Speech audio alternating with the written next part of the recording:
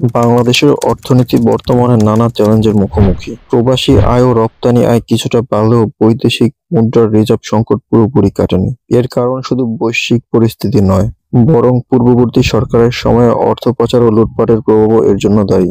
আজকের ভিডিওতে আমরা এই গুরুত্বপূর্ণ বিষয়গুলো বিশ্লেষণ করব। সর্বশেষ তথ্য অনুযায়ী বাংলাদেশের বৈদেশিক মুদ্রার রিজার্ভ বর্তমানে 24.8 বিলিয়ন মার্কিন ডলারে নেমে এসেছে। তবে প্রবাসী আয় বৃদ্ধি পেয়েছে এবং রপ্তানি খাতেও কিছুটা উন্নতি দেখা যাচ্ছে। তাহলে রিজার্ভ সংকট কেন এখনো কাটেনি? রিজার্ভ সংকট পুরোপুরি না কাটার জন্য বেশ কিছু কারণ রয়েছে, যার মধ্যে অন্যতম উচ্চ আমদানি ব্যয়, বৈদেশিক ঋণ পরিশোধ, অর্থ পাচার ও লুটপাট। বিশেষ করে অর্থ পাচার ও লুটপাট এর মধ্যে অন্যতম। পূর্ববর্তী সরকারের সময় ব্যাংকিং খাত থেকে হাজার হাজার কোটি টাকা লুটপাট এবং বিদেশে অর্থ পাচার আমাদের রিজার্ভে সরাসরি নেতিবাচক প্রভাব ফেলেছে। 2014 থেকে 2024 সাল পর্যন্ত প্রতি বছরই অর্থ পাচারের ঘটনা বেড়েছে। এই কারণে আমাদের অর্থনীতি আজ বড় চ্যালেঞ্জের মুখে।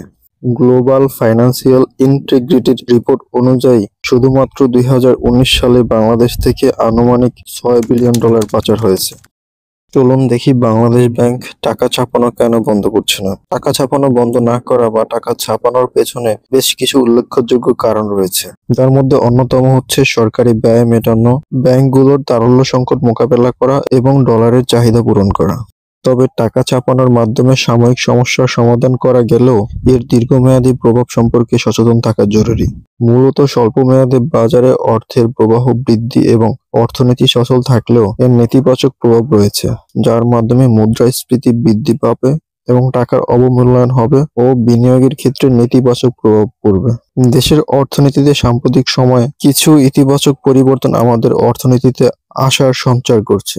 এখন অর্থ পাচার বন্ধ এবং অর্থনীতিকে সঠিক পথে ফেরাতে কিছু বিকল্প নীতি গ্রহণ করতে হবে। বিশেষ করে ব্যাংকিং খাতে নজরদারি বৃদ্ধি করতে হবে ও সরকারি ব্যয় সংকোচন করতে হবে এবং রপ্তানি খাতে সম্প্রসারণ বৃদ্ধি করতে হবে। অর্থ পাচার এবং লুটপাটের প্রভাব থেকে বেরিয়ে এসে দেশের অর্থনীতিকে সুসংহত করতে হলে টাকা ছাপানোর উপর নির্ভরতা কমিয়ে বিকল্প সমাধান খুঁজতে হবে।